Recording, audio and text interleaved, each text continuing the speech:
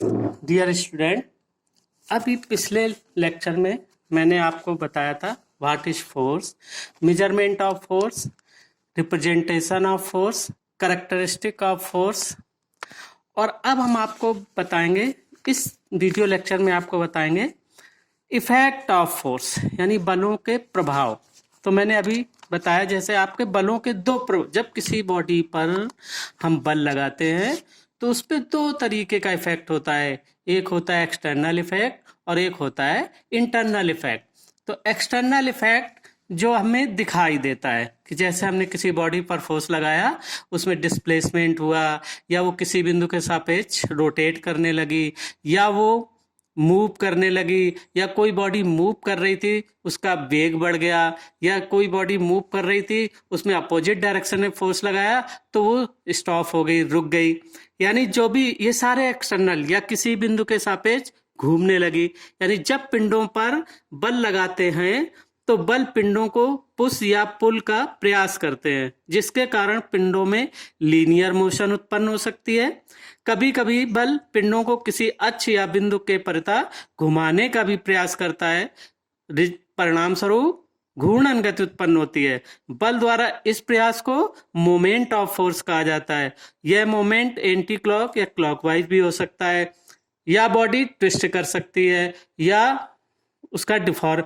तो अब ये सारे एक्सटर्नल इफेक्ट आपको दिखाई देते हैं कि रोटेट कर रही है, या लीनियर मोशन हो रही है, या स्टैटिक कंडीशन में है तो मोशन में आ जाएगी, मोशन में है तो उसको हम स्टॉप कर सकते हैं। तो ये सारे एक्सटर्नल इफेक्ट हैं।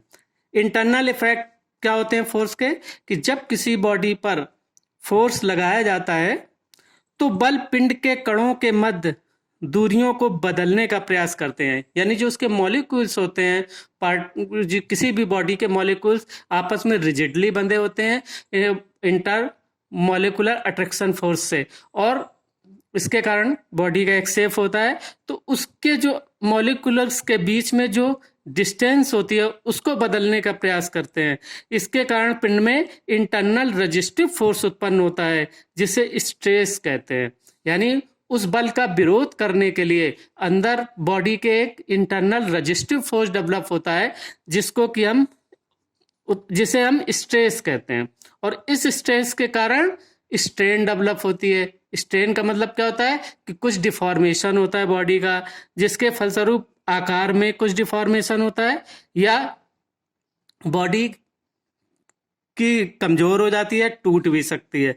यही बलों का आंतरिक प्रभाव होता है। तो यानी बलों का आंतरिक प्रभाव से मतलब क्या है कि जब इंटर मॉलिक्यूल्स जो होते हैं उनमें जब डिस्टरबेंस डेवलप हो, यानी उनकी दूरियों में बदलने का प्रयास हो, यानी उनको या तो खींचने का हो या उनकी दूरी और दबाने की कोशिश की जाए, दोनों तरीके से उसमें डिफॉर्मेशन हो सकता है। तो ये कहलाता है एक्सटर्नल इफेक्ट। ठीक है। अब बात आती है what are the system of force. अब मैं आपको पढ़ाऊंगा system of force.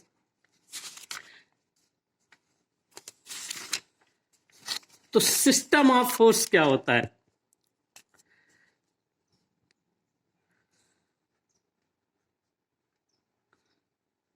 System of force, इसको अच्छे से समझना है कि सिस्टम ऑफ फोर्स क्या होता है। यदि किसी बॉडी पर दो या दो से अधिक बल कार्य कर रहे हों, यानी किसी बॉडी पर दो या दो से अधिक बल कार्य कर रहे हों, तो वो मिलके एक सिस्टम बनाते हैं। ठीक है। मतलब एक बॉडी है, उस पर अगर एक अकेला सिंगल लगाए तो कोई सिस्टम नहीं बनेगा, वो तो सिंगल फोर्स कार्य कर रहा है। ठीक है। तो उसका कोई भी एक्सटर्नल इंटरनल इफेक्ट जो भी होगा, लेकिन अगर दो या दो से अधिक होते हैं तो एक सिस्टम बनता है। तो हमें एनालिसिस करने के लिए, मैकेनिक्स में फोर्स एनालिसिस करने के लिए सबसे पहले सिस्टम का ही स्टडी करना होता है। उसके अकॉर्डिंगली ही उसमें जो भी आगे बात तो आएगी, चाहे कॉम्बिनेशन हो, चाहे रिजोल्यूशन हो, चाहे वो रिजल्टेंट निकालना हो, ये सारी चीज सिस्टम पहले समझेंगे। तो सिस्टम आपको क्या होता है कि यदि किसी बॉडी पर दो या दो से अधिक बल कार्यरत हैं तो वे मिलकर एक सिस्टम बनाते हैं। तो सिस्टम ऑफ फोर्स ये दो तरीके का हो सकता है। देखो, एक बॉडी होती है तो बॉडी के कई प्लेन होते हैं, है ना। तो उस कई प्लेनों में हो सकता है सारे बल एक ही प्लेन पे कार्य कर रहे हो, और हो सकता है अलग अलग प्लेन पे फोर्स एक्ट कर रहे हो। तो इस तरह से हम मेनली सिस्टम ऑफ फोर्स को दो भागों में बांटते हैं। एक कहलाता कोप्लेनर फोर्स सिस्टम और दूसरा कहलाता है नॉन कोप्लेनर फोर्स सिस्टम। तो कोप्लेनर फोर्स सिस्टम क्या होता है कि जब सारे बल एक ही प्लेन पर कार्यरत हो, एक्ट कर रहे हो, तो वो कोप्लेनर फोर्स सिस्टम कहलाएगा। और दूसरे होते हैं नॉन कोप्लेनर फोर्स सिस्टम, जिसमें कि अलग अलग प्लेन पर फोर्स कार्य कर रहे हो।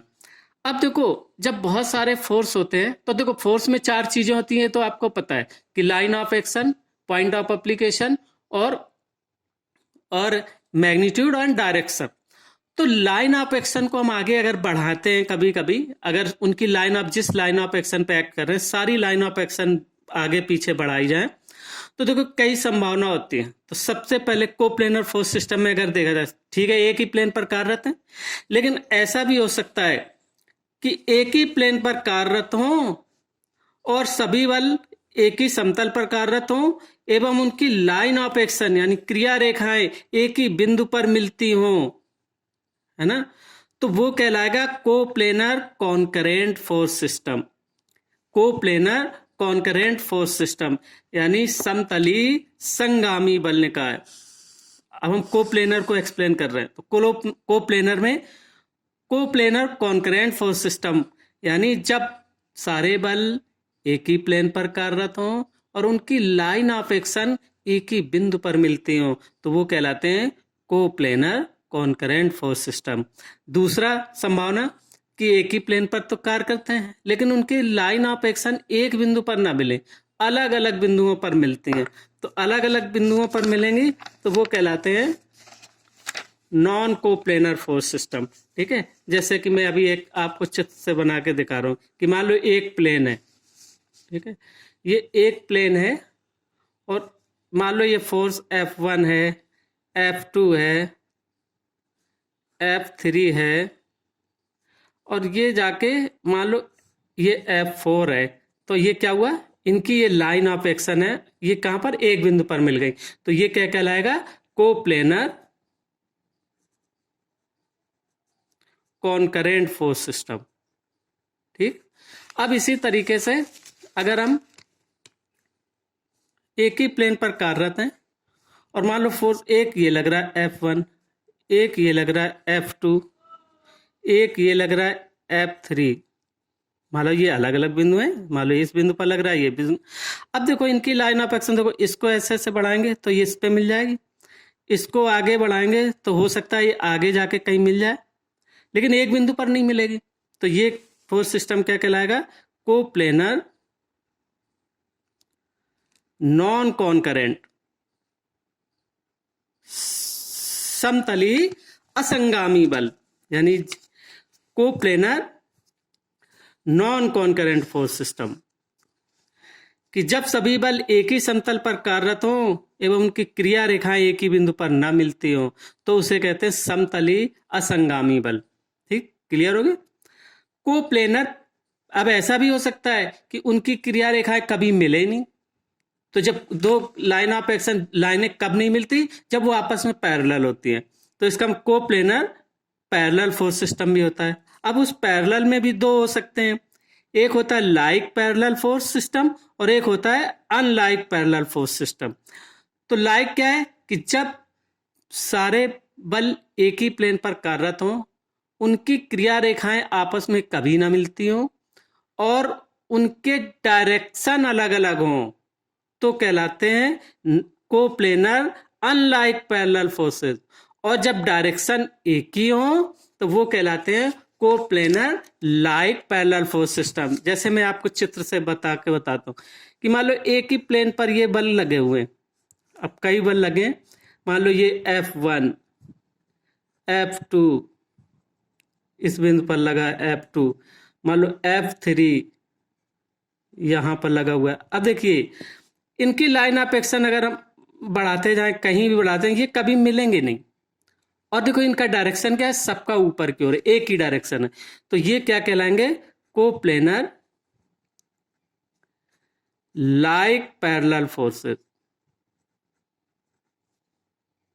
Coplanar like parallel force system. और दूसरे क्या हो सकते हैं कि मान लो ये प्लेन है, यहाँ पर एक फोर्स लगा था इस बिंदु पर, एक फोर्स लगा हुआ है इस बिंदु पर, ये मान लो F1, ये F2, और एक लगा हुआ है मान लो इस बिंदु पर, और एक लगा हुआ है इस बिंदु पर, ये F3, ये F4। देखो अब इनकी भी क्रिया रेखाएं आपस में मिलेंगी नहीं, ठीक, लेकिन इनमें क्या फर्क है, एक का डायरेक्शन इस तरफ है, एक का डायरेक्शन इस डायरेक्शन में, एक का इधर, एक, तो इसका मतलब क्या हुआ है, तो ये कोप्लेनर फोर्स, पैरेलल फोर्स भी हैं, लेकिन ये कहलाएंगे अनलाइक पैरेलल, यानी coplanar unlike parallel forces, coplanar unlike parallel forces. ठीक, क्लियर। तो ये कोप्लेनर में हो गया। इसी तरीके से नॉन कोप्लेनर में भी, अब नॉन कोप्लेनर में कैसे आता है, देखो ये सारे मैंने आपके ये चित्र आपको दिखाई दे रहे हैं, देखो ये सारे कोप्लेनर लाइक, कोप्लेनर अनलाइक। अब हम आपको ये कोप्लेनर कॉन्करेंट और कोप्लेनर ये नॉन कॉन्करेंट, ठीक। अब आते हैं नॉन कोप्लेनर, यानी जो एक ही प्लेन पर, अब देखो ये बॉडी है, इस बॉडी पर एक प्लेन, ये एक प्लेन, ये एक प्लेन, ये एक प्लेन, ये प्लेन अलग अलग दिख रहे हैं आपको, तो नॉन कोप्लेनर में भी वही संभावना है। अब देखो एक फोर्स F1 इस प्लेन पे लग रहा है, एक इस प्लेन पे और एक इस प्लेन पे कार्यरत है, लेकिन इनकी लाइन ऑफ एक्शन एक ही बिंदु पर मिल रही है, इसलिए इसको हम कहेंगे नॉन कोप्लेनर कॉन्करेंट फोर्स, यानी असमतली संगामी, असमतली संगामी बल। दूसरा क्या होती है संभावना कि ये अलग अलग प्लेन पर कार्यरत हैं, तो देखो F1 इस डायरेक्शन में, F2 ये आगे इस बिंदु पर मिल रहा है, F4 इस F1 के साथ इस बिंदु पर मिल रहा है, और F3 ये F2 के इस बिंदु पर मिल रहा है। तो क्या है कि अलग अलग प्लेन पर भी कार्यरत हैं और इनकी लाइन ऑफ एक्शन अलग अलग बिंदुओं पर मिलती है, यानी ऐसे बल जो कि अलग अलग प्लेन पर कार्यरत हों और जिनके क्रिया रेखाएं अलग अलग बिंदुओं पर मिलती हो, तो वो कहलाते हैं नॉन कोप्लेनर नॉन कॉन्करेंट, असमतली असंगामी, नॉन कोप्लेनर नॉन करेंट, असमतली असंगामी बल।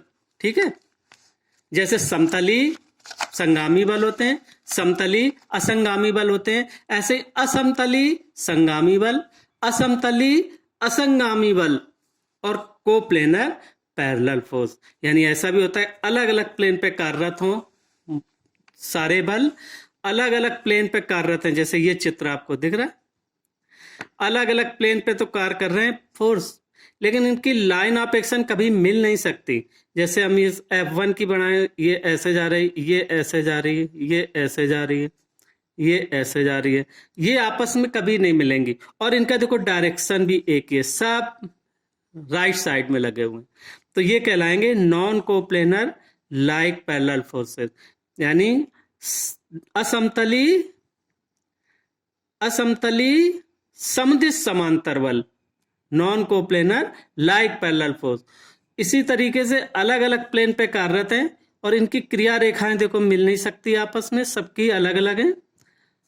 तो ये बल थोड़ा सा नीचे लगा दें ऐसे अगर दिखाना है तो देखो भाई F1 F2 F3 इनकी क्रिया रेखाएं आपस में मिलेंगी नहीं, और इनकी देखो डायरेक्शन अलग है, एक राइट साइड, एक लेफ्ट साइड, एक राइट साइड, एक लेफ्ट साइड। तो ये बल क्या कहलाएंगे कि non coplanar unlike parallel forces, यानी असमतली असमदिश समांतर बल, असमतली समदिश समांतर बल। तो देखो अब ओवरऑल अगर देखा जाए तो सिस्टम ऑफ फोर्स दो होते हैं, कोप्लेनर और नॉन कोप्लेनर।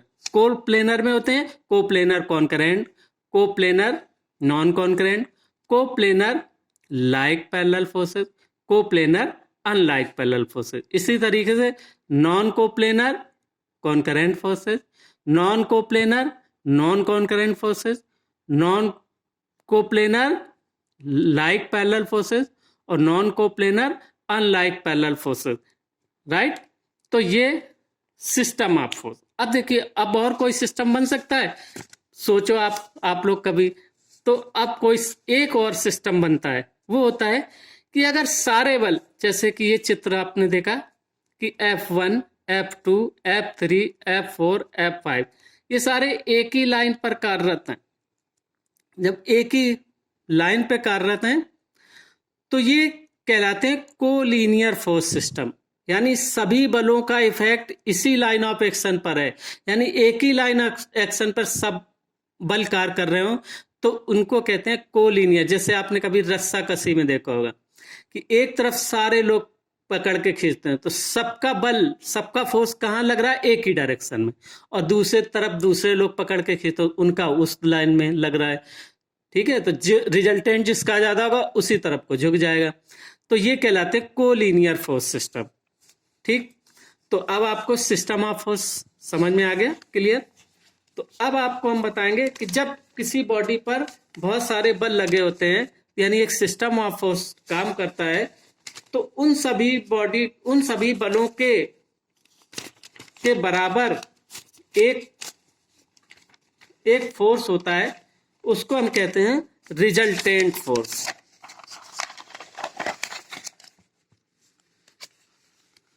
यानी क्या होता है, रिजल्टेंट फोर्स, परिणामी बल।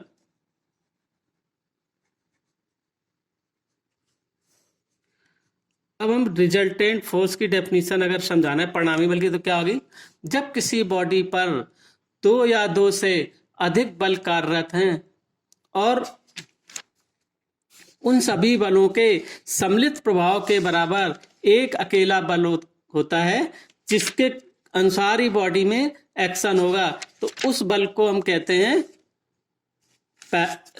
रिजल्टेंट फोर्स, ठीक है। यानी जब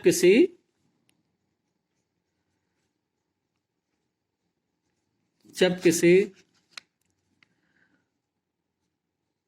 बॉडी पर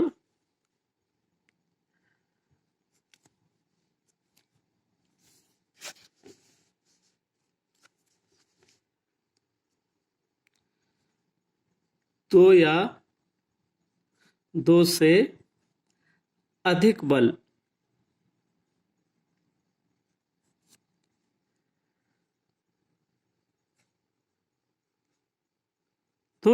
अधिक बल कार्यरत हों तो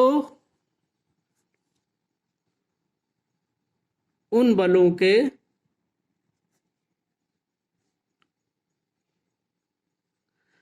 सम्मिलित प्रभाव, यानी कंबाइंड इफेक्ट,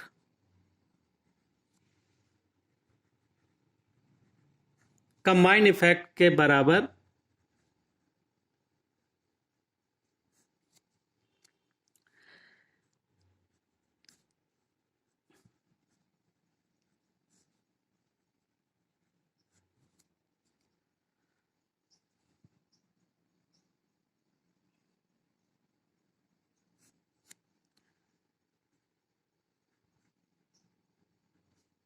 जिसके अनुसार ही बॉडी में एक्शन होगा, उसे परिणामी बल कहते हैं।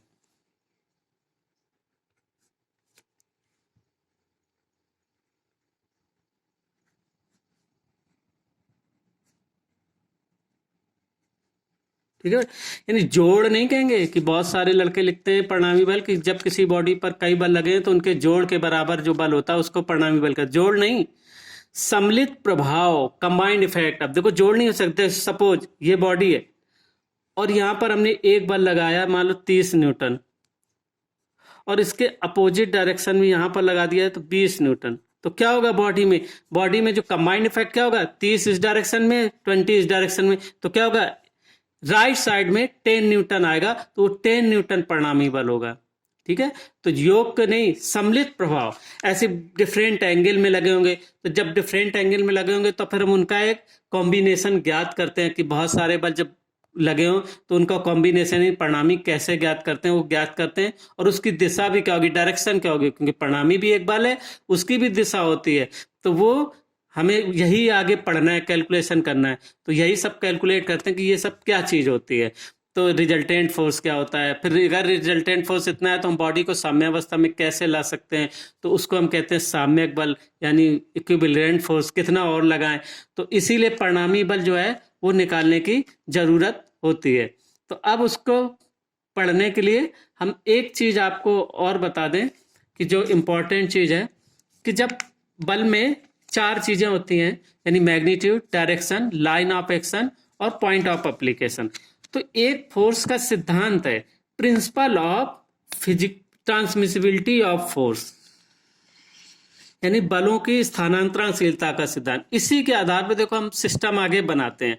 तो क्या होता है कि किसी रिजिड बॉडी या वस्तु के किसी बिंदु पर यदि कोई बल कार्य करता है तो यही बल अपनी क्रिया रेखा के किसी अन्य बिंदु पर जो वस्तु से रिजिडली फिक्स हो क्रिया करता हुआ माना जा सकता है। अर्थात बल का मैग्नीट्यूड एवं डायरेक्शन बदले बिना उसके लाइन ऑफ एक्शन में पॉइंट ऑफ एप्लीकेशन बदल सकते हैं और वस्तु के एक्सटर्नल इफेक्ट में कोई अंतर नहीं आएगा। जैसे सपोज, जैसे ये एग्जाम्पल है, ये मान लो एक बॉडी है, इस बॉडी पर मान लो हमने एक P न्यूटन का फोर्स लगाया इस A बिंदु पर थीटा डिग्री पर और इसी डायरेक्शन में। अगर हम थीटा को ना बदलें और इस मैग्नीट्यूड को ना बदलें, मैग्नीट्यूड मान लो जो OA, क्योंकि फोर्स एक वेक्टर क्वांटिटी है, उसको हम लाइन सेगमेंट से रिप्रेजेंट करते हैं कि मान लो 5 न्यूटन वाला है तो हमने 5 सेंटीमीटर की एक रेखा यहाँ से यहाँ तक खींची। अब इतना ही यहाँ से 5 सेंटीमीटर अगर यहाँ दें AB डायरेक्शन में, फिर हम B से AC डायरेक्शन में, या इसको C बिंदु पर इतने ही बल को एक्ट करता हुआ माने, तो ये इसके इस बॉडी का जो एक्सटर्नल इफेक्ट होगा, जितना इसको डिस्प्लेसमेंट इस डायरेक्शन में इस लाइन ऑफ एक्शन होगा उतना ही होगा। यानी कहने का मतलब ये है कि जब किसी रिजिड बॉडी पर किसी बिंदु पर कोई बल कार्यरत है तो बल का मैग्नीट्यूड और डायरेक्शन बदले बिना हम उसके लाइन ऑफ एक्शन के किसी अन्य बिंदु पर एक्ट करता हुआ मान सकते हैं और इससे उस बॉडी पर उस बल के प्रभाव में कोई अंतर नहीं आएगा। जो एक्सटर्नल इफेक्ट A बिंदु पर लगाने पर होगा वही B पर, वही इस पर, बशर्ते ना इसका डायरेक्शन बदले और ना मैग्नीट्यूड बदले। जो न्यूटन, तो जैसे वही इसमें समझाया, ठीक है, समझ में आ गया। यानी यही स्थानांतरणशीलता का सिद्धांत है कि मान लो कोई भी कि इस सिद्धांत के से केवल पिंड की वाय दशा में परिवर्तन नहीं होता, जबकि इंटरनल क्रियाएं विभिन्न बिंदुओं के लिए भिन्न हो सकती हैं। तो दो इफेक्ट होते हैं ना, external effect and internal effect. तो principle of transmissibility of force केवल एक्सटर्नल इफेक्ट के लिए ही लागू होता है कि यानी कि जो एक्सटर्नल इफेक्ट क्या होता है कि डिस्प्लेसमेंट होगा या रोटेट करेगा, तो वो कोई इफेक्ट यानी इस सिद्धांत के अनुसार उसके लाइन ऑफ एक्शन के किसी भी अन्य बिंदु पर एक्ट करता हुआ माना जा सकता है। मैग्नीट्यूड और डायरेक्शन ना बदलें तो बॉडी के एक्सटर्नल इफेक्ट में कोई फर्क नहीं पड़ेगा। इंटरनल में पड़ सकता है, एक्सटर्नल में कोई फर्क नहीं पड़ेगा, ठीक है।